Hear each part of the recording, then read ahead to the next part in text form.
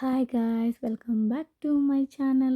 അപ്പോൾ ഇന്നത്തെ വിശേഷം എന്താണെന്ന് വെച്ചിട്ടുണ്ടെന്നുണ്ടെങ്കിൽ പ്രത്യേകിച്ച് ഒരു കണ്ടൻ്റ് ഒന്നുമില്ല. രാവിലെ എഴുന്നേറ്റു, എക്സസൈസ് എല്ലാം കഴിഞ്ഞു. പിന്നെ ഷുഗറിന് പുറത്ത് കൊണ്ടുപോകണമല്ലോ, അപ്പോൾ അവൻ്റെ പ്രാഥമിക കാര്യങ്ങൾക്ക് വേണ്ടി അവനെ പുറത്ത് കൊണ്ടുവന്നതാണ്.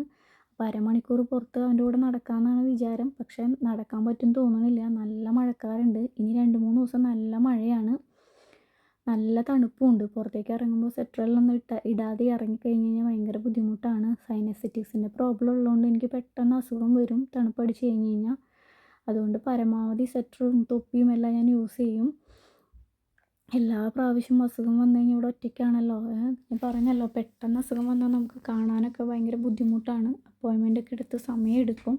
നമ്മുടെ നാട്ടിലെ കണക്ക് അങ്ങനെ ഓടിപ്പോയി ഒന്നും കാണാൻ പറ്റില്ല. അതുകൊണ്ട് എല്ലാം ശ്രദ്ധിച്ചിട്ടൊക്കെയാണ് മുന്നോട്ട് പോകുന്നത്. പിന്നെ നമുക്ക് വരാനുള്ളത് വഴി തങ്ങില്ലല്ലോ, വരാനുള്ളത് വന്നുകൊണ്ടേയിരിക്കും.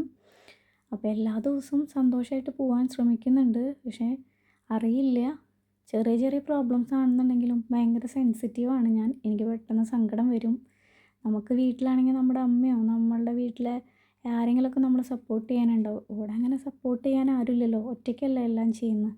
കുഴപ്പമില്ല, നല്ലൊരു ഫാമിലിയുടെ കൂടെയാണ് ഞാൻ വർക്ക് ചെയ്യുന്നത്. അവർ ഭയങ്കര സപ്പോർട്ടീവാണ്. പക്ഷേ നമ്മുടെ ഭാഷയിൽ സംസാരിക്കുമ്പോഴാണല്ലോ നമുക്ക് കുറച്ചും കൂടി ക്ലോസ് ആയിട്ടിരിക്കുക. എന്നാലും അവരെ കൊണ്ട് പറ്റാവുന്ന രീതിയിൽ എന്നെ സപ്പോർട്ട് ചെയ്യുന്നുണ്ട്. അപ്പോൾ അതൊന്നും കുഴപ്പമില്ലാത്ത രീതിയിൽ ഇങ്ങനെ പോകുന്നു.